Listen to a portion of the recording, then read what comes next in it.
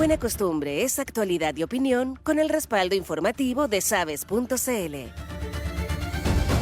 Ayer en el Senado, tal como lo anticipó aquí en este mismo programa, por la mañana temprano, el senador Gastón Saavedra, se discutiría y se votaría en general y en particular la reforma constitucional para bajar el quórum de modificación de la Constitución.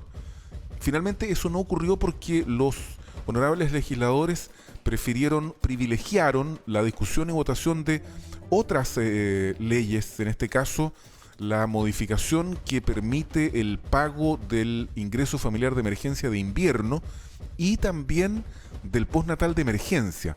Por eso la discusión de reducción de los quórum se postergó para hoy. Hoy sí que se discutiría. Pero yo creo que, a pesar de que no ocurrió lo que pensábamos que iba a ocurrir en la jornada de ayer, hay mucho paño que cortar y que analizar, y para eso hemos invitado a un especialista, docente del área de Derecho Público de la Universidad Andrés Bello, Jorge Astudillo. Hola Jorge, ¿cómo estás? Muy buenos días. Gracias por venir a Buena Costumbre. Muy buenos días. Gracias por la invitación. Y también gracias por la instancia, ¿no? De poder hablar de política, de poder hablar de actualidad, que es bastante necesaria la información en estos días, en estos tiempos. Jorge Astudillo, Así que encantado. Gracias. Gracias a ti por estar en Buena Costumbre. Jorge, nosotros queremos dilucidar más o menos el trasfondo que hay en esta reforma de los quórum de la Constitución vigente, ya porque hay dos propuestas, ¿verdad? Una de la DC en particular, de la senadora Jimena Rincón, para poder hacer una modificación a esta, para abrir un nuevo proceso constituyente, ¿verdad? Una reforma constitucional de los 4/7, proyecto de los 4/7, pero también otra del Partido Socialista que vendría a complementar esta otra reforma. Habla de todos los quórum supramayoritarios. Claro, que busca eliminar todos los quórum supramayoritarios.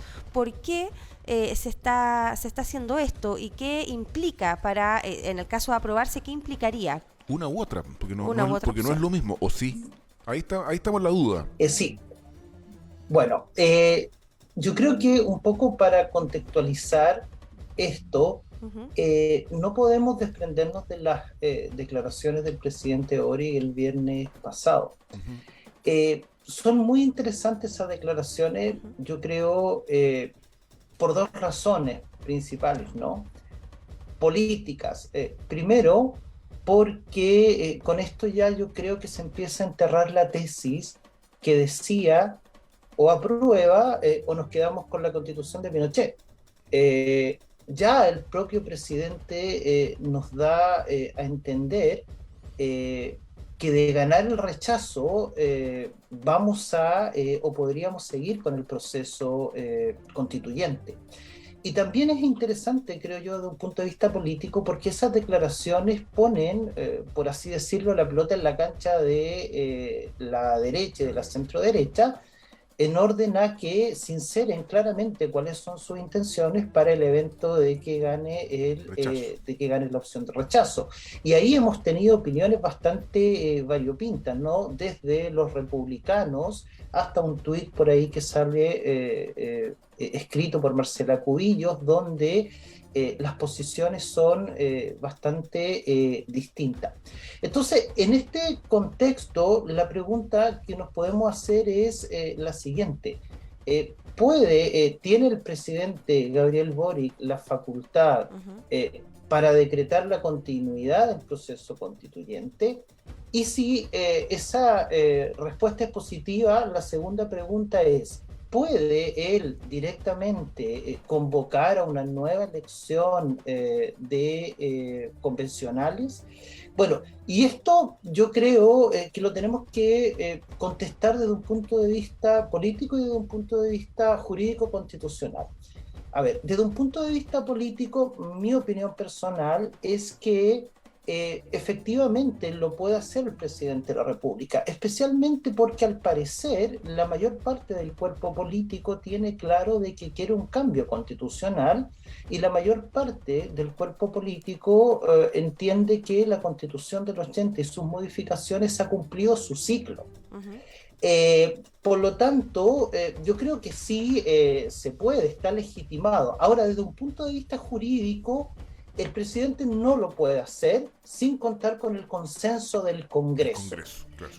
Por lo tanto, y acá juega un rol importante cuáles son los distintos quórum.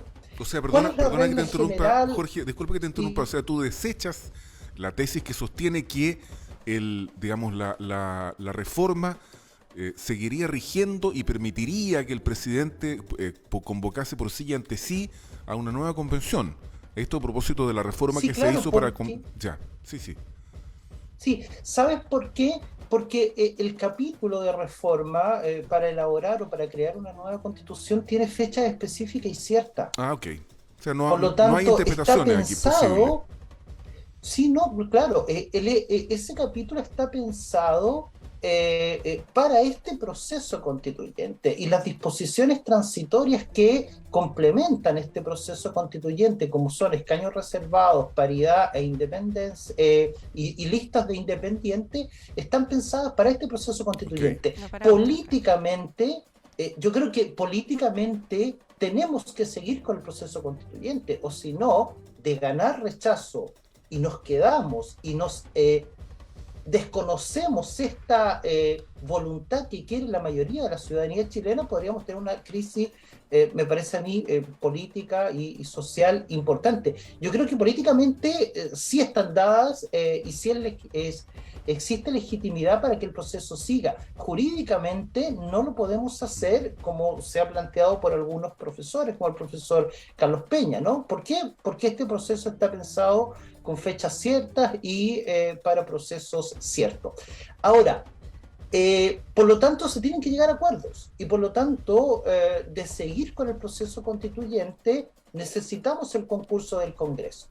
A ver, ¿cuál es la situación actual? Hoy día en el artículo 127 de la Constitución, para reformar el capítulo de reforma, se requieren 2/3 partes de diputados y senadores en ejercicio. Eso en estricto rigor son 103 diputados y son 33 senadores. 33 senadores, claro. Que no los tiene el gobierno, ¿no? Mm. Por la forma como quedó compuesta en la última elección las cámaras, no se alcanza ese 2/3. De prosperar la reforma constitucional del senador Walker y de la senadora Rincón, este quórum se rebajaría 29. a las 4/7 partes. 29 senadores. Claro, sí, serían, con las 4/7 partes, claro, sería alrededor de 88 diputados y 28, 29 senadores. No, el dato preciso, pero tampoco con estas 4/7 partes hoy día el gobierno lo logra. Por lo tanto, en uno o en otro escenario vamos a tener que acordar o se van a tener que llegar a acuerdos políticos para poder llevar a cabo la continuidad del proceso constituyente y para poder llevar a cabo la modalidad. Y frente a eso existen distintas tesis. Algunos dirán, mira, la ciudadanía en el plebiscito de entrada ya se pronunció sobre la Convención Constitucional. Por lo tanto, eso ya está resuelto. Claro, lo que pasa es que la ciudadanía puede reevaluar su posición, porque yo no sé si esta ciudadanía que votó mayoritariamente por la Convención Constitucional tenga la misma posición después del desempeño de la Convención Constitucional, especialmente de algunos convencionales. Porque tampoco podemos negar, o creo yo que no se puede negar, que gran parte del factor que ha implicado que el rechazo suba se debe al desempeño de algunos convencionales. Pero en el caso entonces de aprobarse, se aprueba en el Senado, tendría que volver a la Cámara de Diputados nuevamente este proyecto de la senadora Rincón con el senador Walker, pero en el caso de aprobarse esto, el presidente de la República podría evidentemente enviar, ¿verdad?, un proyecto con esta opción que quizás podría establecer el mecanismo de antemano, y eso va a quedar a voluntad del gobierno si lo acepta o no. O sea, de aprobarse en este escenario, con los 2/3 o con los 4/7, el presidente, como jefe de Estado, y en virtud de las atribuciones constitucionales que le otorga el artículo 32 de la Constitución vigente, puede presentar un proyecto de reforma constitucional para que se determine la continuidad del proceso constituyente y la forma. Y ahí se tendrá que acordar, porque no tiene mayoría. Claro. Y de hecho lo podría hacer incluso si esto no se aprueba, solamente que sería mucho más difícil, porque no tendría 2/3 y no 4/7. Jorge Astudillo. El acuerdo tendría que ser mayor. Claro. Docente del área de Derecho Público de la Universidad Andrés Bello. ¿Y cuál es la diferencia que hay entre el proyecto de los senadores Rincón y Walker y de la bancada de senadores del Partido Socialista que surgió anteayer de la rebaja de los quórums supramayoritarios? ¿Cuál es la diferencia entre ambos proyectos? Sí, a ver, primero son compatibles, ¿no? Porque el primer proyecto de la senadora Rincón y del senador Walker tiene por objeto reformar la Constitución, ¿no? Establecer leyes de reforma constitucional bajando el quórum de 2/3 en forma uniforme. El otro proyecto tiene por objeto rebajar los quórums de aprobación de las leyes orgánicas constitucionales. Básicamente, correcto. Creo yo que es... para asegurar los proyectos de gobierno, de la reforma previsional, la reforma laboral, la reforma a las pensiones. Yo diría que por ahí va la... Todas aquellas materias que de acuerdo a la Constitución requieren quórum supramayoritario, de esta manera se bajaría. A mí me parece que es una señal política, especialmente en el sentido de demostrar de que hay una voluntad en orden a cambiar la estructura de la Constitución del 80, que es una de las grandes críticas que se ha hecho, ¿no? En el sentido de que casi es una Constitución irreformable. Esa y que las principales leyes también cuesta mucho reformar. ¿Cuál es el ajuste? No, yo sé que no hay recetas mágicas nunca para estas cosas, pero se dice que, o al menos se enseña en estos ramos de derecho constitucional o en el colegio, si alguien tiene educación cívica, que la Constitución vigente es semi-rígida, siempre semi, y ha tenido también muchas reformas, que no es que no se haya reformado nunca, por lo tanto, ¿cuál es el equilibrio perfecto? Se dice también que en el caso de aprobarse la nueva Constitución es mucho más fácil reformar la que se va a aprobar que reformar esta que está vigente. Con el sistema actual. Entonces, ¿cuál es también la necesidad de que existan algunos cerrojos o algunos quórum, ¿verdad?, para en pos de la gobernabilidad también del país y que la Constitución no sufra reformas tan importantes? Ya, perfecto. El tema de la rigidez constitucional es un tema importante y clave. Existen 3 modelos. Constitución flexible, que es aquella que se reforma de la misma manera que una ley ordinaria. En Inglaterra tienen ese modelo. Okay. Constitución irreformable es aquella que impide en la teoría cualquier tipo de reforma porque su autor considera que es una obra perfecta. Por ahí en Etiopía, en el año 1931, la Constitución decía: esta Constitución jamás se podrá modificar. Y está la Constitución rígida, que es aquella que admite reformas, pero que esas reformas requieren de un mayor grado de complejidad que la aprobación de una ley ordinaria. Congresos sucesivos, en fin, y todo eso. Exacto, yo creo que hay algunas recetas, no, depende del sistema político, me parece que depende de la cultura de cada pueblo. Ahora, ¿por qué es importante que la Constitución tenga un cierto grado de rigidez? Porque la Constitución es una carta política que fija las reglas del juego de la sociedad y de la comunidad política. Si la Constitución no es rígida, se va a reformar de la misma manera que una ley ordinaria y queda entregada entonces a las contingencias políticas de turno, de la legislatura de turno.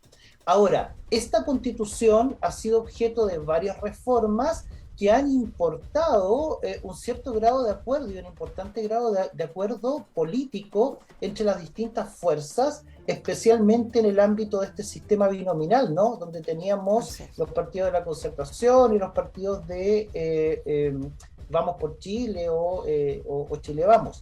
La Constitución que se nos propone es bien rara en materia de reforma. Primero, porque hay partes que se pueden reformar por una simple ley ordinaria. Es decir, por la mayoría del Congreso de Diputados presentes, con la intervención de la Cámara también de las regiones. Y hay otra parte que es súper rígida. ¿Por qué? Porque se requiere 2/3, que es el mismo quórum que tanto se le criticó a la Constitución del 80, y si no se adquieren, y si no se logran los 2/3 de reforma, y se logran 4/7 o más, se tiene que ir a un referéndum, se tiene que ir a un plebiscito. ¿Eso Por lo es tanto, inusual? la ¿Es inusual en otras constituciones? No, por ejemplo, la Constitución argentina requiere un quórum y requiere un referéndum para ratificar, digamos, esta reforma. Lo que a mí me llama la atención es que se siga manteniendo los 2/3 cuando fue una de las principales críticas jurídicas, políticas que se hizo a la Constitución del 80.